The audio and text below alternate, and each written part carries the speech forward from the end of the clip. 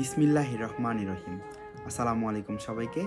ভিন্ন মত ও ধর্মের যারা শুনছেন সকলের প্রতি আন্তরিক কৃতজ্ঞতা। আগামী জাতীয় নির্বাচনকে সামনে রেখে বাংলাদেশ সহ লালমনিরহাট ১ আসনে বাংলাদেশ জাতীয়তাবাদী ছাত্র দলের একজন কর্মী হিসাবে আমার অঙ্গীকার হলো তৃণমূলের মানুষের পাশে থাকা, তাদের সচেতন করা, বিএনপির শৃঙ্খলা ও সততার বার্তা পৌঁছে দেওয়া। আগামীর ভবিষ্যৎ জনাব তারেক রহমান স্যারের দিক নির্দেশনা আমাদের পথ প্রদর্শক। আমরা বিশ্বাস করি রাজনীতি মানে ক্ষমতার খেলা নয়, বরং জনগণের সেবা।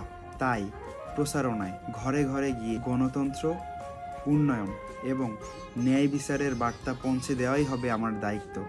শহীদ প্রেসিডেন্ট জিয়াউর রহমানের বহুদলীয় গণতন্ত্রের প্রবর্তক দেশনেত্রী বেগম খালেদা জিয়ার সংগ্রাম এবং জনাব তারেক রহমান স্যারের আধুনিক দৃষ্টিভঙ্গিকে ধারণ করে আমরা ঐক্যবদ্ধভাবে কাজ করব ইনশাআল্লাহ। লালমনিরহাট ১ হাতিবান্ধা পাটগ্রাম ব্যারিস্টার হাসান রাজীব প্রধান স্যারের হাত ধরেই শুরু হবে গণতন্ত্র পুনরুদ্ধারের জয়যাত্রা।